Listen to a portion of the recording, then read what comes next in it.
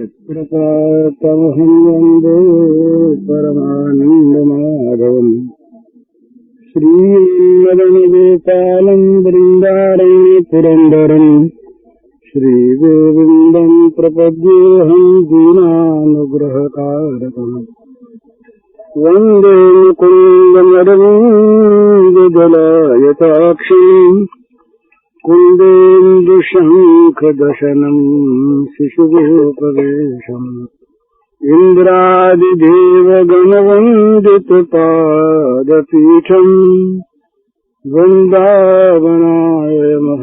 वसुदेवसूनम् नवजलधरवर्णम् चम्पकोद्भाषकरणम् विकसितनलिनाशयम् विस्फुरन्मन्दहास्यम् कनकरुचिदुकूलम् चारुबर्हावचूलम्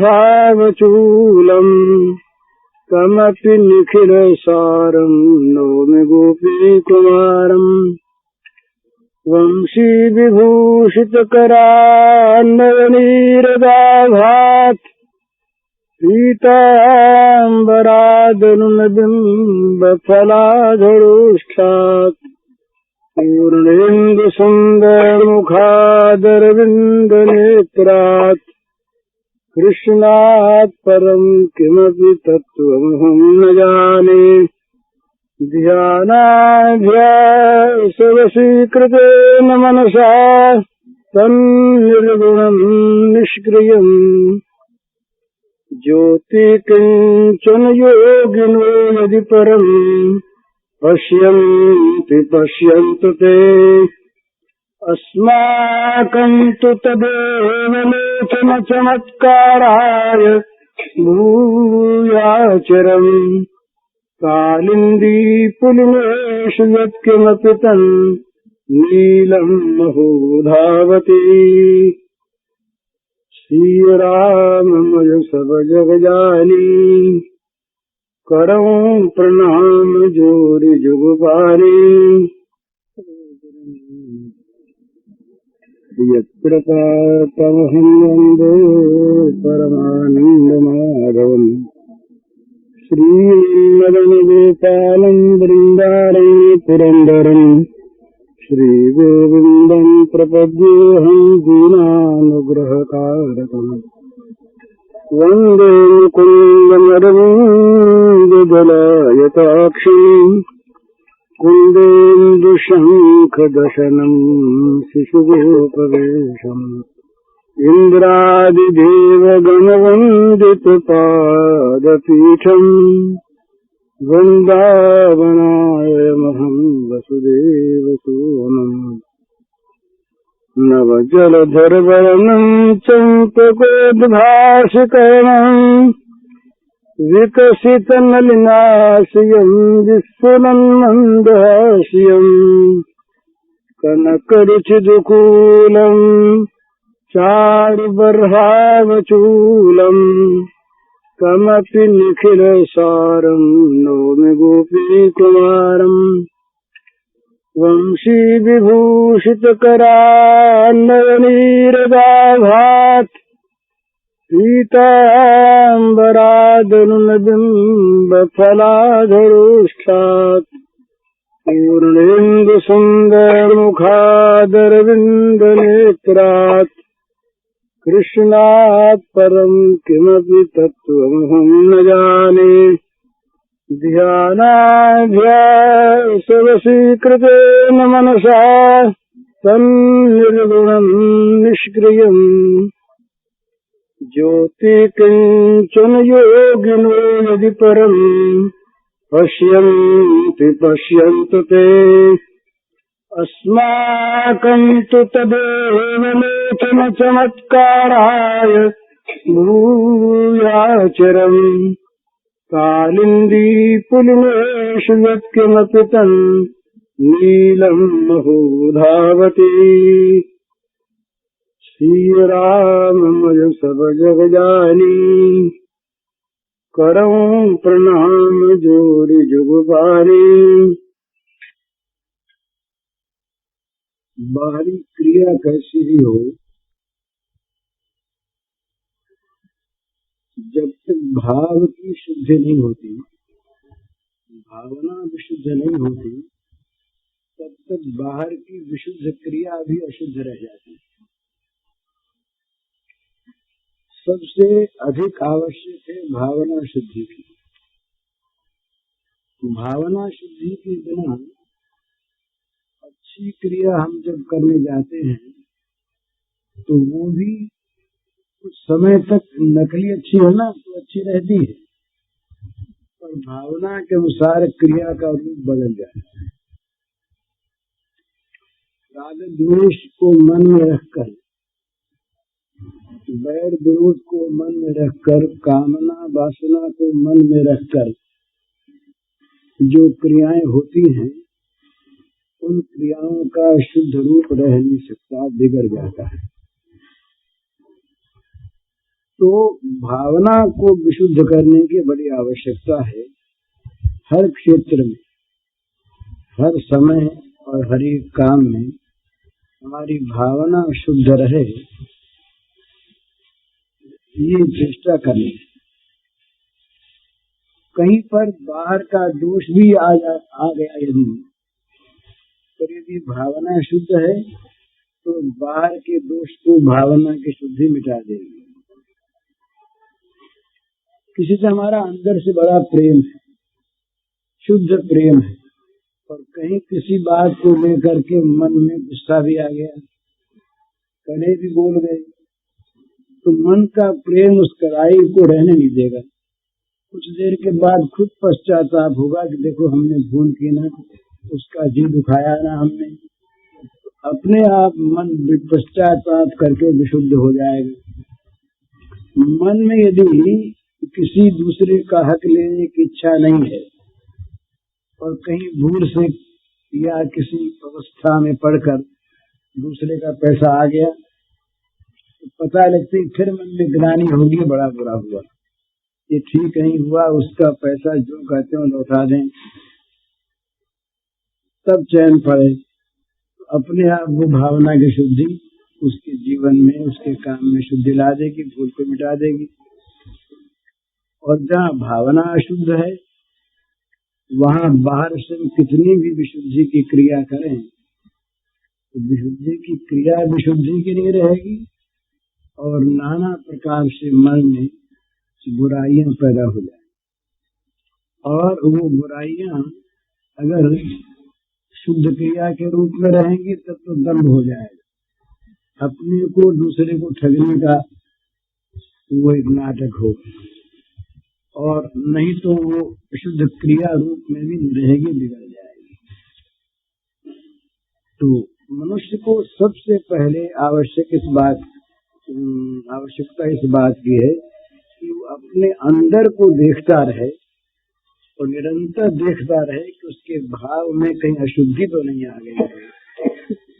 भाव में शुद्धि यही कि प्रत्येक कार्य में प्रेरणा जो है वो शुद्ध है या अशुद्ध। कहीं बैर की प्रेरणा से, क्रोध की प्रेरणा से, काम की प्रेरणा से, लोभ की प्रेरणा से हम काम कर रहे हैं या विशुद्ध सद्भाव से कर रहे हैं। अपनी क्रिया का अपने को पता लगता है, दूसरे को नहीं पता लगता है उतना, क्योंकि दूसरा तो ऊपर की चीज देखता है, हमारे अंदर की चीज को हम पहचानते हैं, हमारे अंदर के क्या भाव है इसको हम जानते हैं। इसलिए निरंतर अपने आप को आदमी देखता रहे। साधक का यही काम है कि वो अपने आप को देखे, साधक निरंतर अपने आप को देखे और किसी भी बाहरी क्रिया से, किसी भी बाहरी बर्ताव से दूसरे के अपने भाव को अशुद्ध न बनने दे। अपने भाव की अशुद्धि अपना ही विनाश करती है ना। बोले साहब अमुक आदमी ने बुरा बर्ताव किया तो बदले में हम भी बुरा करेंगे। उसने किया, पर हम यदि बुरा करते हैं तो हमारी भावना अशुद्ध हो गई। तो निरंतर अपने अपने को देखता रहे, अपने अंतर के भावों को विशुद्ध रखने की चेष्टा है। किसी काम से, क्रोध से, लोभ से, मोह से, बैर से, विरोध से, हिंसा से प्रेरित हमारे जो कर्म होते हैं वो चाहे बाहर से शुद्ध मालूम होते हों पर वो शुद्ध नहीं होते, अशुद्ध होते। बाहरी शुद्धि रह नहीं सकती अंदर की भावना अशुद्ध होने पर।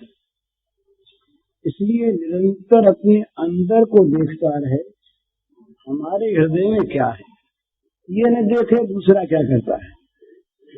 भाई दूसरा अशुद्धि को लिए हुए कुछ अगर अशुद्ध क्रिया करता है तो उसकी अशुद्धि हम पर क्यों असर करे, बल्कि हमारी विशुद्धि उस पर असर कर जाए, ये तो आवश्यक है। तो निरंतर अपने आप को देखे, निरंतर अपने मन के भावों को देखे और अपने मन में जो बुराई जहाँ पर जैसे आ गई हो उसको निकालने की चेष्टा करे। अपनी बुराई को सहन न करे।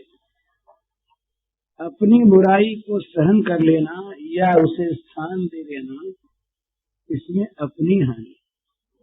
अपनी भावना को विशुद्ध रखने में अपना लाभ, हम किसी पर एहसान नहीं करते।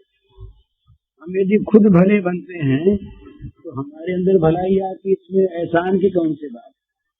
हम यदि बुरे बनते हैं तो हमारा जीवन बुरा होता है, दूसरा कोई क्या करे। तो अपने आप को निरंतर देखना है। जो ये श्रद्धा से ये बसा है, जैसी श्रद्धा मनुष्य की है ऐसा उसका स्वरूप है। तो हमारी आंतरिक भावना यदि तामसिक है तो हम तामस पुरुष हैं। हमारी आंतरिक भावना यदि सात्विक है तो हम सात्विक पुरुष हैं। तो अपनी सात्विकता को, अपने सत्व भाव को, अपने विशुद्ध भाव को किसी भी बाहरी क्रिया से, किसी भी बाहरी स्थिति में उसको हम अशुद्ध न होने दें, उसकी रक्षा करें। इसके लिए भगवान से प्रार्थना करनी चाहिए कि हमारे मन में कभी भी दुर्भाव, दुराग्रह, दुर्विचार ये आवे ही नहीं, और आवे तो उसी समय नष्ट हो जाए। 5 मन के तब बताए भगवान। मन प्रसाद सौम्यत्व मौनम आत्मनिग्रह भाव से तपो मानस समुच्यते। सारी क्रियाएं बाहर की मन को लेकर होती। मन में जो है वही बाहर आता है और उसी का तदनुकूल फल होता है। हमारे मन में यदि क्रोध है तो बाहर की क्षमा नहीं होगी, वो क्रोध का ही एक रूप होगा दूसरा। हमारे मन में यदि लोभ है तो बाहर का त्याग नहीं होगा, वो लोभ का ही एक रूप होगा। तो मन जैसा होता है वैसा मनुष्य बनता है, वैसी क्रिया बनती है। मन की प्रधानता है। तो मन की शुद्धि के 5 साधन हैं। शुद्ध हुए मन के 5 स्वरूप हैं। मन प्रसाद है। पहली चीज है मन निर्मल रहे, प्रसन्न रहे। मन प्रसन्न रहे। मन में विषाद, भय, शोक ये क्यों होते हैं? बुराइयों को लेकर होते हैं। मन में शोक, भय, विषाद होने के कारण है अपने मन के पाप और अपनी आसक्ति, अपनी कामना। भय होता है किसी वस्तु के चले जाने का, और विषाद होता है चले जाने पर। शोक होता है चले जाने पर, और भय होता है चले जाने का। भय स्थान सहस्राणी, शोक स्थान शतानि च, शास्त्र कहते हैं। तो मन में जो विषाद होता है ये तमोगुण है, और विषाद होता है कहीं न कहीं किसी आसक्ति, ममता पर ठेस लगने से, चले जाने से। तो विषाद ये मन की एक प्रकार की बीमारी है। विषादग्रस्त आदमी, शोकग्रस्त आदमी चाहे जब कर बैठता है। इसलिए मन प्रसन्न रहे, मन प्रसन्न रहे, निर्मल रहे। मन प्रसाद सौम्यत्व। दूसरी चीज मन सौम्य रहे, मन में कहीं क्रूरता न आ जाए। दूसरे के दुख को देखकर द्रवित न होना तो क्रूरता है ही। दूसरे के दुख को की उपेक्षा करना भी क्रूरता है, और दुख देना, अपने सुख के लिए दूसरे को दुखी करना, ये तो अपराध है, ये तो पाप है। तो मन सौम्य रहे, मन निरंतर कोमल रहे, मन किसी के दुख को सहन न कर सके, देने की तो बात है नहीं। तो मन की सौम्यता ये दूसरा गुण। तीसरा है जो मध्य की चीज सर्वोत्तम है, वो अगर हो जाए तो कुछ नहीं होता, फिर उसका जाती नहीं। वो है मन का मौन। मन प्रसाद सौम्यत्व मौनम, मौन, मन का मौन असली मौन है। ऊपर से मौन रहे और मन बोलता रहे। जितना मन बोलता है उतना वाणी बोल सकती ही नहीं। इसलिए मन का मौन, मन में जगत चिंतन का अभाव हो और उसकी जगह भगवान का मनन हो। मननशीलता को भी मौन कहा है। भगवान का मनन हो और जगत के मनन का अभाव हो जाए, ये मन का मौन है। चौथा है मन का निग्रह। मन नियंत्रण में रहे, चाहे जहाँ मन न चला जाए, आत्मा की आज्ञा के बिना। मन प्रसाद सौम्यत्व मौनम आत्मनिग्रह और भाव संशुद्धि। पांचवा भाव संशुद्धि है जो आखिरी है। भावों का यदि अशुद्ध रहना हम सह लेते हैं तो हमारा जीवन अशुद्ध हो जाएगा। तो भावना की शुद्धि परम आवश्यक है। भावना की शुद्धि यदि नहीं है तो बाहरी क्रिया शुद्ध नहीं रहेगी।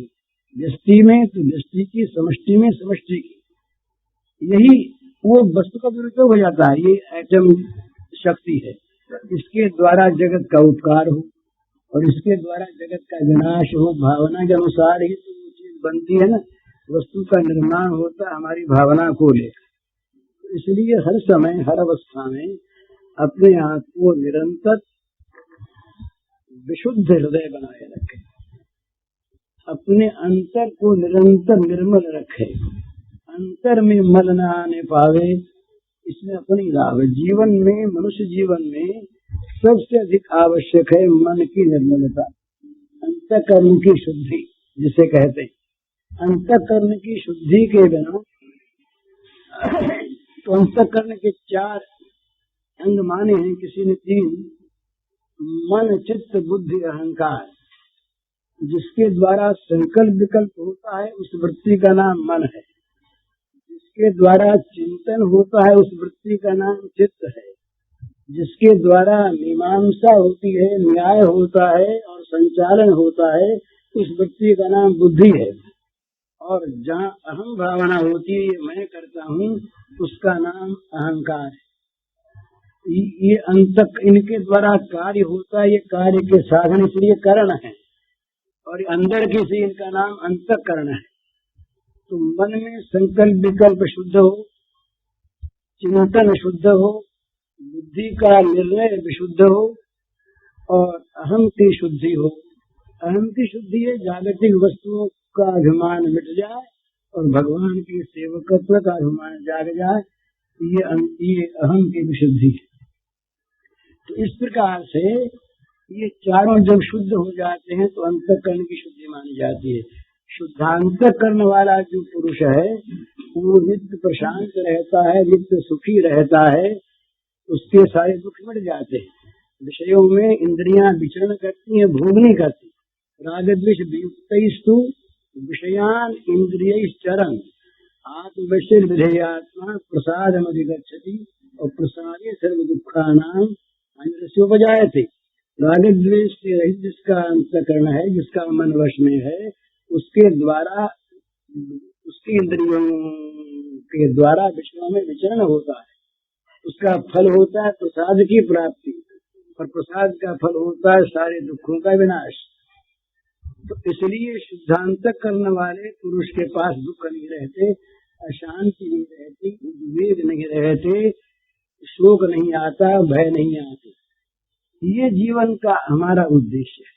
हमारा जीवन दिन अगर रात दिन शांत रहा, दुख में हम दुख ये वस्तुओं से नहीं मिटता, वस्तुओं से नहीं आता। अशांति अंदर से आती है, दुख अंदर से आता है। किसी के पास बाहर की चीज न होने पर भी वो परम सुखी शांत रह सकता है, और बाहर की वस्तुएं बहुत होने पर भी वो अशांत और दुखी रह सकता है। बुरी से बुरी स्थिति में भी सुखी रह सकता है, और उत्तम से उत्तम स्थिति में भी दुखी रह सकता है। ये उसके मन की चीज है। तो जहाँ अंतःकरण विशुद्ध है, वहाँ मन इन चीजों को, अशांति को नहीं आने देगा, दुख को नहीं आने देगा। दुख नाम वाली स्थिति चाहे उसकी रहे लोक दृष्टि में, वो दुखी नहीं रहेगा।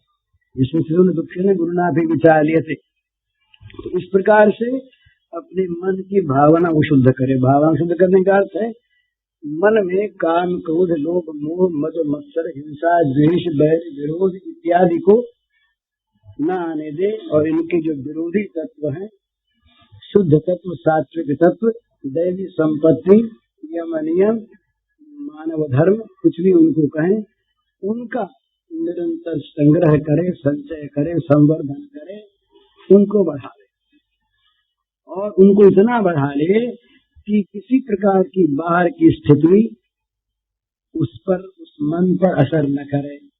तो शांत प्रशांत हर समय मानापमान तुल्य तुल्यो मित्रादि पक्षयो, मित्र अरि में जो समान भाव हो, सुख दुख में समान भाव हो, मानापमान समान भाव हो, तुल्य निंदा संतुष्ट हो, ये न के नचत, हर प्रकार की स्थिति में संतुष्ट रहे, और यो न हृष्यते न द्वेष्यते न शोचते न कांक्षते, शुभाशुभ परित्यागी भक्तिमान ये समय प्रिय।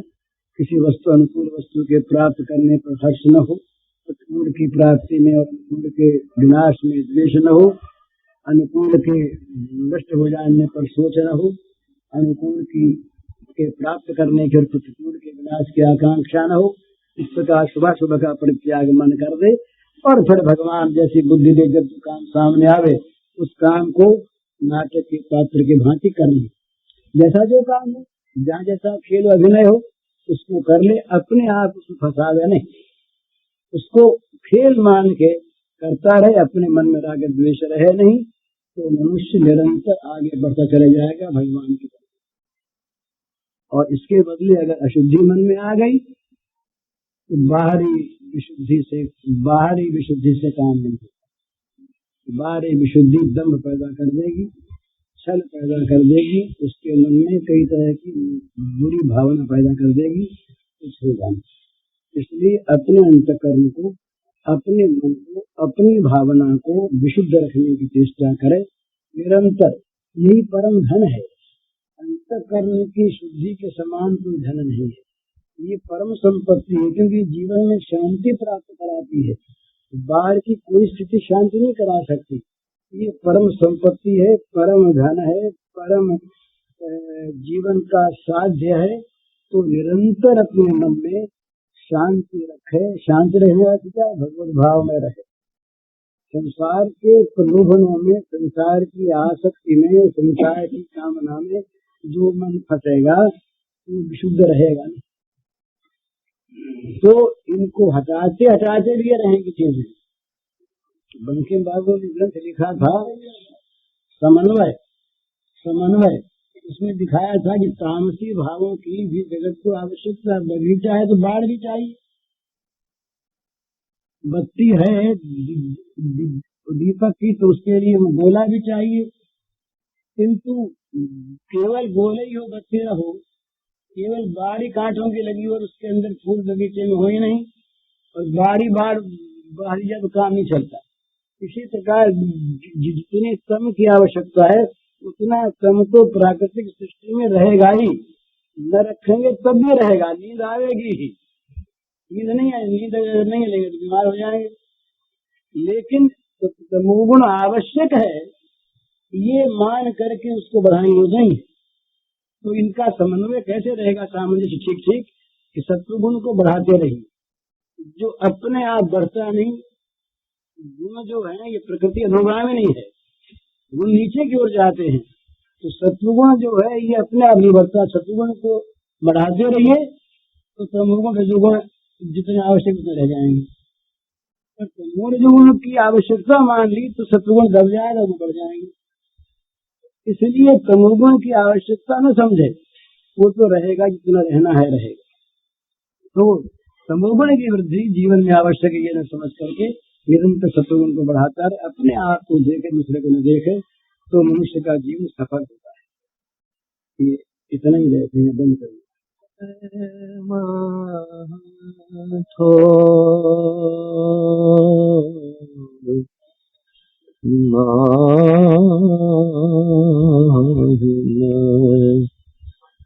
रयो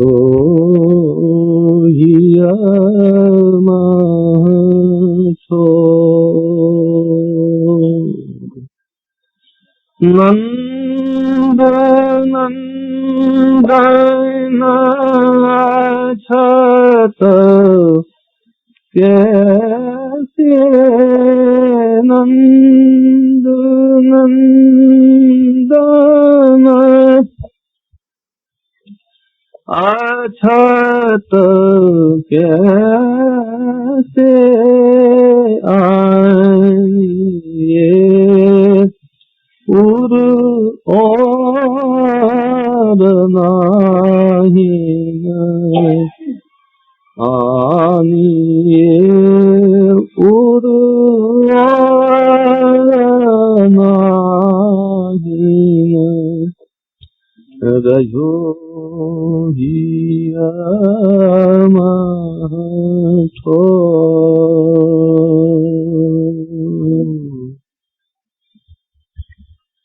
चलत चितवत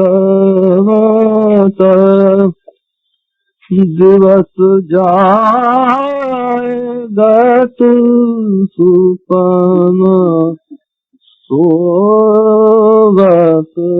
राति चलत चितवत दिवस जागत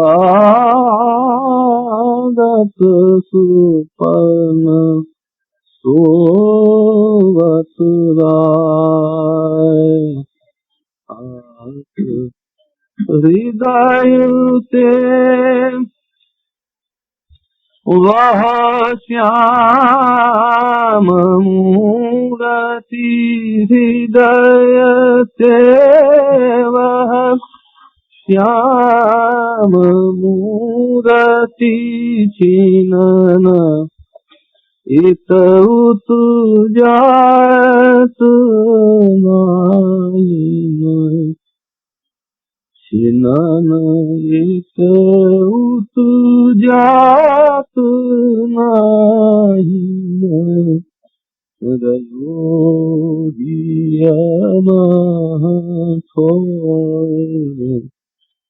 नाही रजो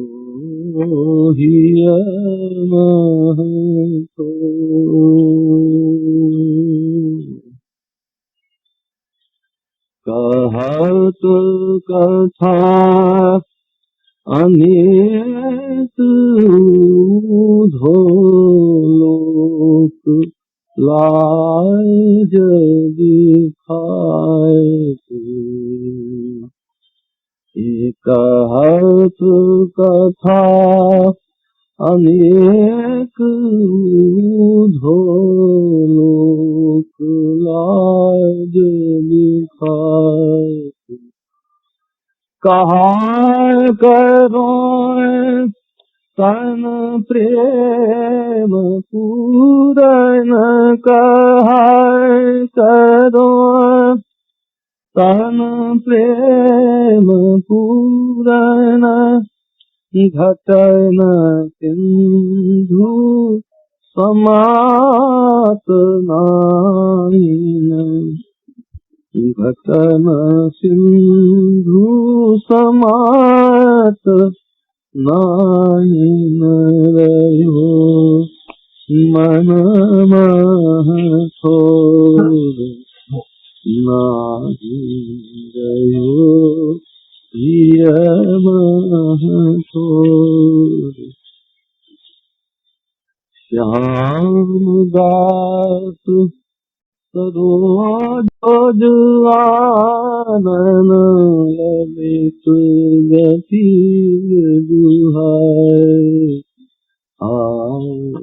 श्याम दास सरोज आनन ललित गति दुहाई सूर ऐसे रूप कारण सूर ऐसे रूप कारण मरत लोचन प्यास नाही मरत लोचन प्यास नाही हो हियम थोर नाही हो हियम थोर।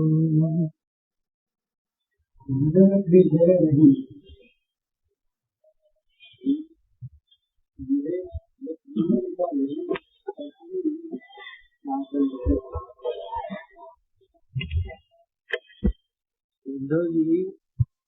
उद्धव जी ने कहा कि तुम परमात्मा का ध्यान किया करो। तो ध्यान होता है मन में, और मन खाली हो तब मन में कुछ आए। तो गोपियों ने कहा अपने मन को देख करके कि महाराज क्या करें, नाही रहे ही मह ठौर नंद नंदन अछत कैसे आने उर। और भाई हृदय में कहीं जगह रही ही नहीं, जगह हो तो फिर किसी दूसरे को लाए। तो भाई कौन है फिर, क्या कहीं से जगह भर गई? उसका नंद नंदन से जगह भर गई। नंद नंदन श्याम सुंदर ने सारे हृदय को छा लिया, कहीं स्थान बचे ही नहीं। तो दूसरे का किसी का ध्यान कैसे करें? कि देखिए कितनी ऊंची प्रकार अवस्था है चित्त की। व्युत्थान काल में भी ये दो तरह की समाधि मानी है। एक समाधि होती है जिसमें बाहर की चेतना काम नहीं करती, बाहर की सारी क्रियाएं प्रशांत हो जाती हैं और चित्त भगवान में तल्लीन रहता है, उसके फिर कहीं भेद है। एक समाधि वो होती है कि जो बाहर की क्रिया चलती रहती है और चित्त वहां लगा रहता है। ये व्युत्थान काल की समाधि बहुत कम लोगों को होती है।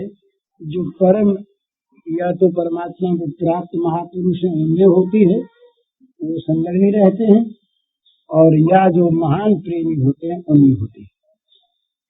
तो वो कहती हैं कि हमारे तो हृदय में नंद नंदन इस प्रकार बस गए कि दूसरे के लिए स्थान ही नहीं है। तो फिर परीक्षा करते हैं। फिर मानो उद्धव जी ने कहा कि भाई जब कभी वो निकले, जब कभी स्थान खाली हो, थोड़ा मौका लगे, तब ध्यान कर लिया करो परमात्मा का। तब वो अपनी सारे दिन भर के जीवन को देखकर बताती हैं कि चलत चितवत जुवस जागत सुपन सोवत रात हृदय ते वह श्याम मूर्ति छिन नहीं तो जात। ये कितनी ऊंची स्थिति है। वो कहती हैं ये दो प्रकार की इंद्रियां हैं ना हमारे, मन है ये 11वां है, 5 ज्ञानेंद्रियां हैं, 5 कर्मेंद्रियां हैं। तो चलत से कर्मेंद्रियों का लक्ष्य है और चितवत से ज्ञानेंद्रियों का। पैर चलते हैं तो चलत चितवत, चलते हुए लेते देते हुए सब काम जो कर्मेंद्रियों का वो करते हुए, और चितवत देखते सुनते सूंघते स्पर्श करते चखते ये सब करते हुए, और दिन भर जागने में मन में ये केवल भगवान बसे रहते हैं। कोई भी काम करें चित्त उनमें रहता। ये इसकी साक्षी भागवत में है। या दोहने बहनने मथनो परेतो प्रेम खिंखा क्षणमार्जनादौ गायन चिन्ह मनवत ध्योष कंशु धन्ना वृष्टि चित्त जाना। चित्त जो है उनका निरंतर भगवान में लगा रहता है। उनके चित्त में भगवान निरंतर बसते हैं। वो घर का सारा काम करती है। काम करते समय चित्त में भगवान बसे हुए हैं, जीभ पर भगवान का गुणगान है, आंखों में प्रेम के अश्रु हैं, वाणी गदगद है, शील पुलकित है। ये हर काम करते समय उनका स्वरूप है। तो उन्होंने कहा कि हर समय वो रहते हैं। अब बताओ कब? तो बोले अच्छा रात को जो सो ना तो भावना करो, स्वप्न में ध्यान कर लिया करो। उसका स्वप्न में भी बरत नहीं। चलत चितवत दिवस जागत सुपन सोवत रात हृदय थे वह श्याम मूर्ति छिन्न न इतउत जा। हृदय से वो श्याम मूर्ति क्षण भर के लिए भी इधर उधर नहीं जाती। जरा सी हटे तब भी मौका लग गया भाई, कोठरी में जरा सा बाहर निकला भी अगर एक दूसरे से बात कर ले, बात कब कर ले, क्षण भर भी इधर उधर वहां जहाँ तो लग रहा जरा सा हट जाए सो भी नहीं। हृदय ते वह श्याम मूर्ति छिन्न न इत उत जात ना ही न रही ठोर। हृदय में कहीं स्थान बच ही नहीं गया। निरंतर रात दिन सोते जागते उठते बैठते क्षण भर भी श्याम सुंदर इधर उधर जाते नहीं। मीरा ने अपनी अनुभूति बताई। मीरा कहती है कि बस वो उर्बिच आन हृदय बसी वह माधुरी मूर्ति, पूरे बिच आन अड़ी माधुरी मूर्ति मेरे हृदय में बस गई। और बस नहीं कि अड़ गई, वो निकलती नहीं। निकालना चाहे तो अड़ गई ना, अड़ी हुई चीज फंसी हुई चीज नहीं निकलती, तो अड़ गई निकलती नहीं। औरों के प्रिय परदेश बसत हैं लिख लिख भेजे पाती, मेरे पिया मेरे हृदय बसत हैं मेरी हृदय में राज बसते हैं। तो भगवान का हृदय में आके बस जाना और हृदय खाली न रहे। तो हृदय में कब बसते हैं, किसके बसते हैं? जो हृदय में से औरों को निकाल देना चाहता है। जा ही न चाहिए कब हम कछ तुम सन सहज स्नेह बसो निरंतरता सुर सोरावर निज गई। जिसके मन में कोई वासना नहीं रहती, कामना नहीं रहती, जिसको कभी कुछ भी नहीं चाहिए, जिसका तुमसे सहज स्नेह होता है, किसी कार्य को लेकर के नहीं, वो हृदय है भगवान तुम्हारा घर है, अपना घर है, निज गई है। उसमें तुम बसो निरंतर बसो। तो जीवन का असली शुभ फल, अंतिम परिणाम यह है कि भगवान हमारे हृदय में आके बस जाए। भगवान के सिवा दूसरी स्मृति ही न रहे, दूसरी कोई चीज ही न रहे। सारी साधना इस एक बात, ये करना ही तमाम साधनाओं का फल है। चाहे वो योग हो, कर्म हो, निष्काम कर्म हो, भक्ति हो, ज्ञान हो, बस भगवानमय जीवन हो जाना, ये जीवन का असली उद्देश्य है। ये सारी बाहर की जो क्रियाएं हैं ना, ये तो जब तक शरीर है तब तक रहेगी, मरने के बाद सब खत्म। ये तो जब तक शरीर है, शरीर किंचित अस्ति, आंख मुझे की कुछ नहीं। जब तक खुली आंख है तब तक ये सब व्यवहार है। रोज मरता है आदमी, नींद रोज मरता है ना। जब नींद आ जाती तो यहाँ की लग जाती है क्या, लग गया और फिर न जागा तो खत्म ना मामला। तो इसी प्रकार से ये यहाँ तो मरा हुआ रह के काम करे, मरा यहाँ से मर के काम करे, जिंदा रह के काम करे। संसार के व्यवहार के काम सारे दिखाऊ होने चाहिए और मन निरंतर भगवान में लगा रहना चाहिए। दिखाऊ न हो तो भगवान असली काम भगवान की पूजा के लिए होना चाहिए। मत कर मत अपना काम न करे तो वो भगवान का काम, भगवान की परायणता रहे, भगवान की भक्ति रहे, कहीं पर आसक्त रहे नहीं। और किसी प्राणी से द्वेष राग द्वेष युक्त होकर, राग द्वेष से विमुक्त होकर और भगवान के लिए, भगवान की शक्ति से भगवान का भक्त बनकर भगवान का काम करे। ये जीवन के कर्म का स्वरूप। कर्म में 5 बात होनी चाहिए भक्त के कर्म में।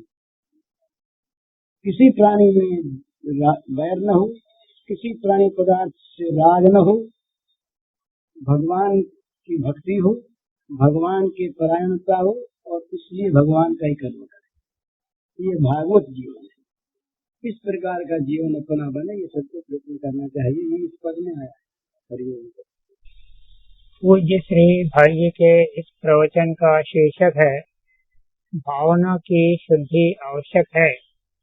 यह प्रवचन 30/9/1958 को गीता वाटिका में दिया गया था। इसका कैसेट संख्या है 117।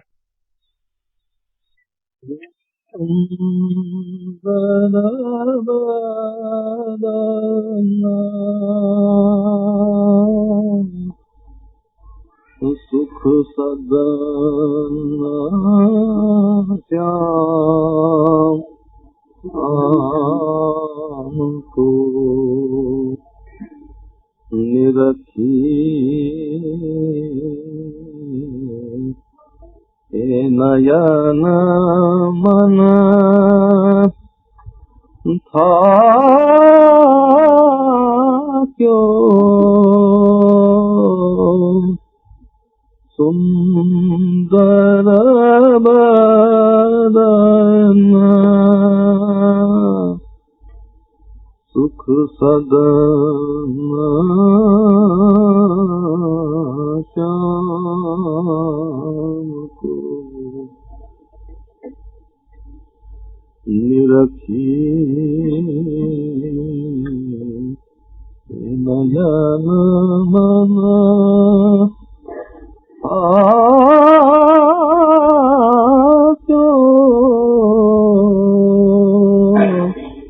सुंदर बदन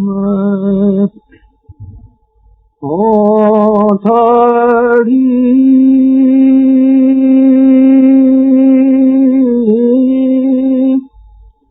मार्ग निक से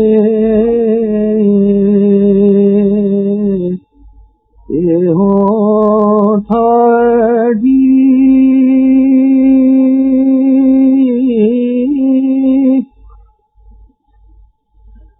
मार्ग निक से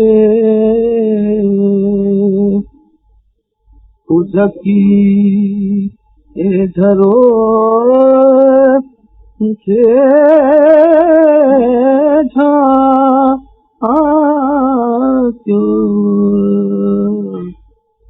तुझकी धरो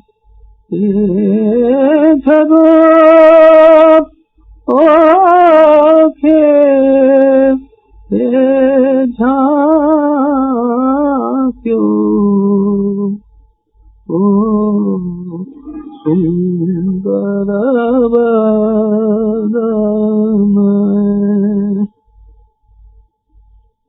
ये होठड़ी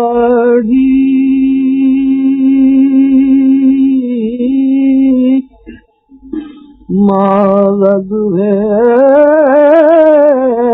निक से तुझकी धरो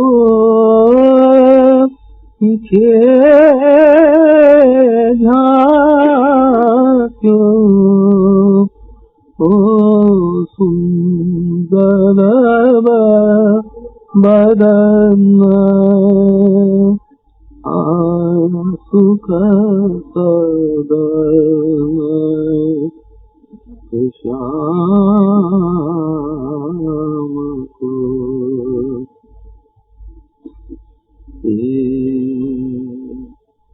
मोहन एक चतुराई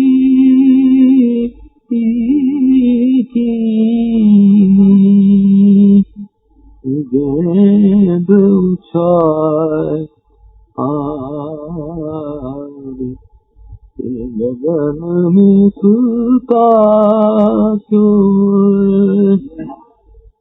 मोहन एक चतुराई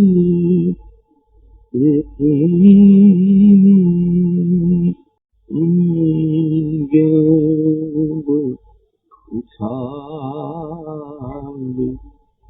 गगन में सुता क्यों जारूरी तुला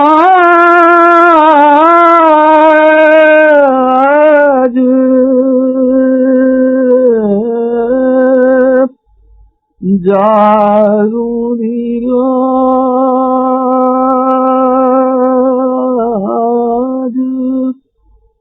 बैरन भई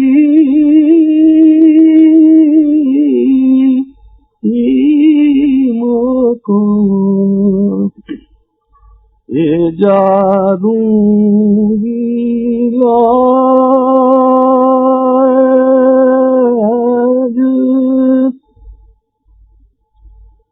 बैरन भई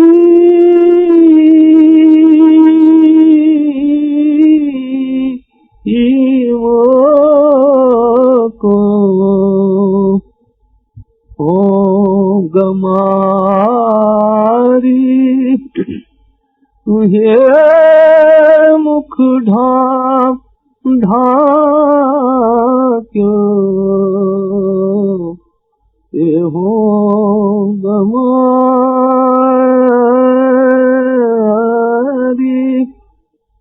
मुख ये ढाक्यो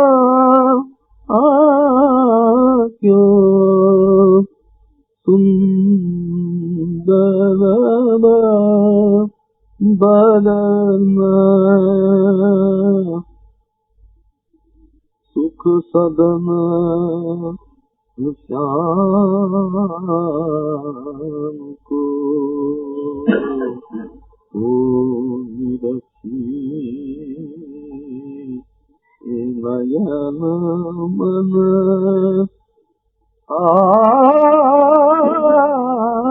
क्यों ओ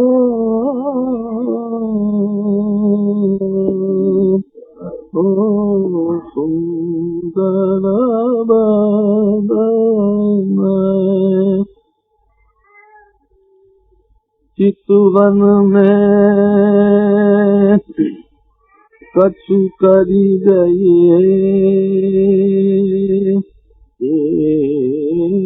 तो ना क्यों राखूं मन राखो चितवन में कछु करी गए तो ना क्यों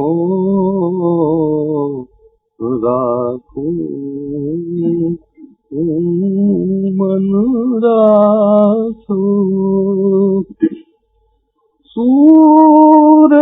सूरदास आस प्रभु ये सूरदास प्रभु ये सर्वस ले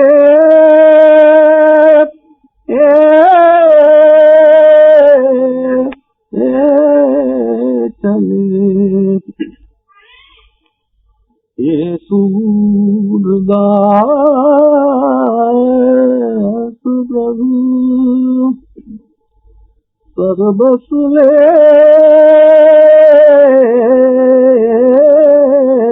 चले ये हसत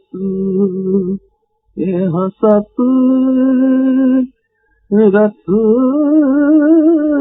हाँ क्यों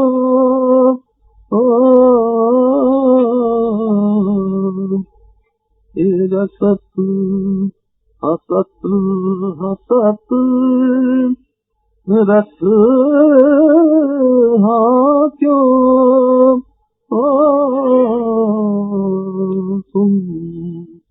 सुंदर बदन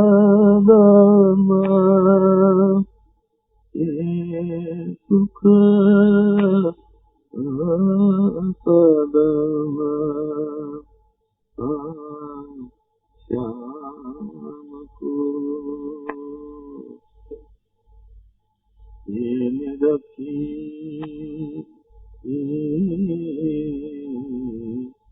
नयन मन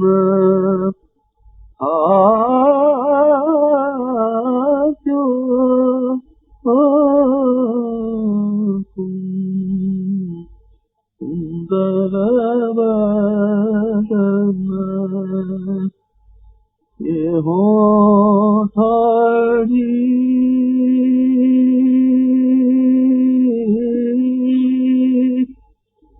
मारग है निकसे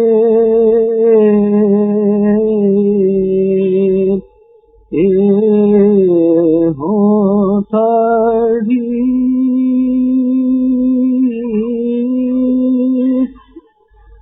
मारग है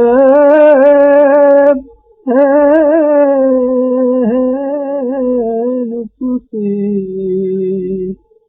उझकी झरो के सिंहार क्यों सुंदर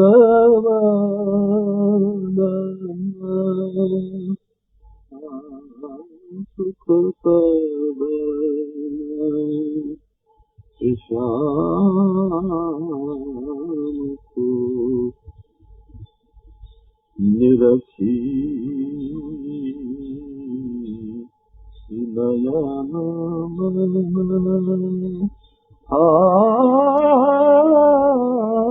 क्यों तुम